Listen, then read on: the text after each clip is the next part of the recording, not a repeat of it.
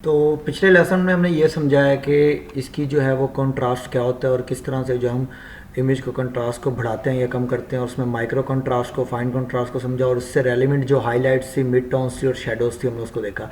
इसके बाद हमारे पास आता है इंटेंसिटी। इंटेंसिटी क्या, अगर इंटेंसिटी को हम बढ़ाते हैं लाइक ऐसे, तो ये आप यहाँ से कंपैरिजन मैं आपको ये भी बता दूँगी, यहाँ से आप दो तरह से कंपैरिजन कर सकते हैं। इसमें ये होता है कि आपकी जो एक असल इमेज होता है वो होता है, और दूसरा जो आपने एडिट किया होता है वो होता है। अगर आप इसको डायरेक्ट देखना चाहते हैं फ़ौरन, तो आप इसको जस्ट क्लिक करके या कंट्रोल डी से भी आप इसको कंपेयर कर सकते हैं। अब इंटेंसिटी हमने बढ़ाई है, तो इसमें ये इमेज ऐसे था, इंटेंसिटी बढ़ाने के बाद ये इसमें जो चीज़ें, जितने भी ऑब्जेक्ट्स थे, जो पिक्सल थे, वो हाईलाइट हो गए। लेकिन हमने इसको इतना बढ़ाना है जितना कि इमेज के हवाले से ज़रूरी है।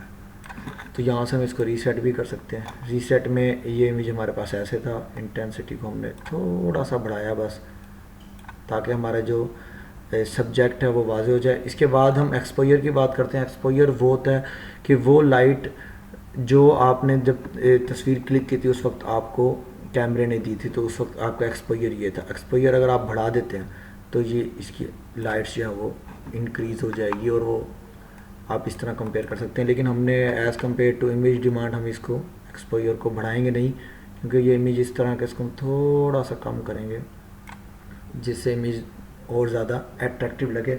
इसमें जो है वो आप, ये मैंने पहले ही बताया कि आल्ट प्रेस करके इसे जूम इन और जूम आउट कर सकते हैं, जिससे आप चेक कर सकते हैं कि हमने कितना एक्सपोजर बढ़ाया है।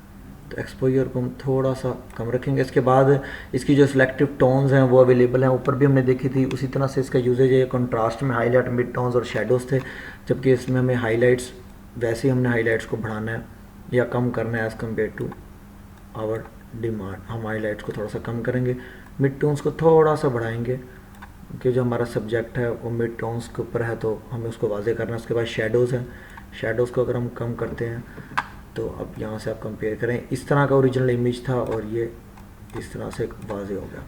तो इसमें ब्लैक्स है, ब्लैक्स को अगर हम कम करते हैं तो ये और ज़्यादा वाज़े भी हो जाएगा और अट्रैक्टिव भी हो जाएगा। लेकिन ब्लैक्स को हम थोड़ा सा और कम करेंगे, कुछ ज़्यादा ही हमने कम कर दिया था, थोड़ा सा ज़्यादा करते हैं। तो ये ब्लैक था। तो ये इस तरह का ये टूल है। एक्सपोजर क्या होता है, हमने इसको ये देखा। सिलेक्टिव टोन्स इसकी क्या होते हैं, हम इसको यूज़ करके इमेज को और बेहतर करेंगे। इसके बाद हम RGB इसको देख लेते हैं। RGB होता क्या है? RGB दरअसल एक कलर मॉडल होता है जिसमें रेड, ग्रीन और ब्लू आता है। ये प्राइमरी कलर्स होते हैं और ये एडिड होते हैं जब आपस में, तो ये बाकी सारे कलर्स को प्रोमिनेट करते हैं। तो अगर हम इसमें RGB को यूज़ करें, अगर बगैर किसी एक कलर को सिलेक्ट किए, तो आप ये देखते हैं कि इस तरह से हमारा जो इमेज है उसकी ये और ज़्यादा हाईलाइट हो जा रहा है और ऑब्जेक्ट, और ये और ज़्यादा डार्क होता जा रहा है। तो इधर से आप इसको इस तरह से कम भी कर सकते हैं RGB को। ओवरऑल हम वर्क कर रहे हैं ब्लू, ग्रीन और रेड पर, तो इस तरह। लेकिन अगर इसमें आप इस तरह से एक सब्जेक्ट बना के इसको यूँ करना चाहते हैं कि फॉर एग्जांपल आप चाहते हैं कि यार जो मेरी हाईलाइट्स हैं वो कम हो जाएं, तो इस तरह से वो कम हो जाएंगी। इसको आप मिड टोन्स को बढ़ाना चाहते हैं तो ये मिड टोन्स बढ़ जाएंगी, और ब्लैक्स डिपेंड करता है आपके ऊपर। अगर इसे कम करना है तो आप इसे कम कर दें। तो आप ये देखेंगे ब्लैक्स कम करने पे नीचे से जो ब्लैक्स था वो कम हो गए, यानी कि ब्लैक ज़्यादा हो गए, और यहाँ से मिड टोन्स को हमने बढ़ाया तो ये जो इसका मिड वाला पार्ट था वो बहुत ज़्यादा ब्राइट हो गया। तो एज़ कम्पेयर टू इमेज हम उसकी ज़रूरत नहीं है। आप ये देखें, हम इसको कंपेयर करते हैं तो ये इस तरह से था, तो ये इस तरह से हो गया। तो ये RGB है, इसको हम ज़रा रीसेट कर देते हैं एक बार। तो अब इसके अंदर हम एक 1 बाय 1 देख लेते हैं। लाइक रेड है, अब रेड हमें मिल गया, अब हमने जस्ट रेड पे काम करना है। रेड को अगर हम उसके जो नीचे वाला है बिल्कुल लास्ट में शेडोज़, तो उसको हम जिस तरह कम करते जा रहे हैं, आप देख रहे हैं कि ब्लूज़ बढ़ता जा रहा है। इस तरह से बढ़ाएंगे तो वो रेड आएगा। अगर हमने नीचे से इसको रेड को उठाया तो रेड ज़्यादा उठ गया, ठीक है।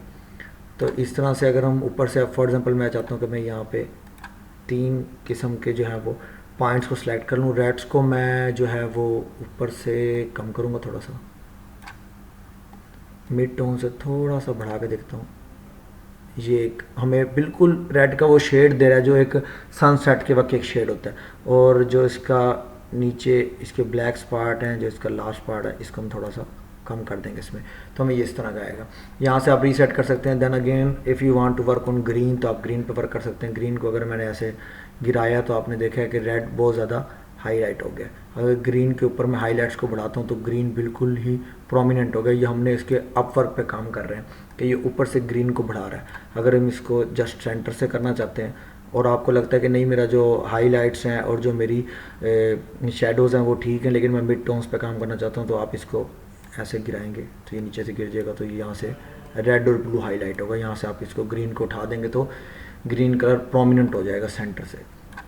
तो वन बाय वन आप इन तीनों को जो है वो देख सकते हैं एज़ कम्पेयर टू इसके ऊपर इमेज की डिमांड मैटर करती है कि आपकी इमेज की डिमांड क्या थी, आपका जो इमेज का मूड था वो क्या था, इमेज की जो पिक्सल्स है उसके हिसाब से आपने इसको सेट करना है। और ये कलर्स ये सारे आपके माइंड के, लाइक देखिए मैंने अब कुछ भी नहीं किया, जस्ट ब्लू कलर था यहाँ पे था, मैंने उसको उसकी हाईलाइट्स को कम किया। तो हाईलाइट्स को कम करने के बाद आप देख रहे हैं कि किस तरह से तस्वीर और चेंज हो गया। कंपेयर करते हैं, ये इस तरह की ओरिजिनल तस्वीर थी और अगर देखें तो इस तरह, तो ये कितना चेंज आ गया इस तस्वीर में। सिर्फ ब्लूज़ को यहाँ से किया और ऊपर से हमने जो बेसिक सी थोड़ी सी सेटिंग्स की हुई थी उसके साथ, तो मैं इसको दोबारा रीसेट कर देता हूँ। तो ये बड़ा एक स्ट्रॉन्ग टूल है। इसके अंदर टेम्पलेट्स, इसके अंदर आप टेम्पलेट्स मैंने कह दिया, आप इसमें देखें, लाइट रूम में देखें, फोटोशॉप में देखें, या आप DX और फोटो लैब में या दूसरे सॉफ्टवेयर हैं उनमें भी देखें। तो जो RGB है ये कलर कम्बिनेशन है रेड ग्रीन और ब्लू का, और RGB में आप इकट्ठा भी वर्क कर सकते हैं और इंडिविजुअली भी इनके ऊपर काम कर सकते हैं।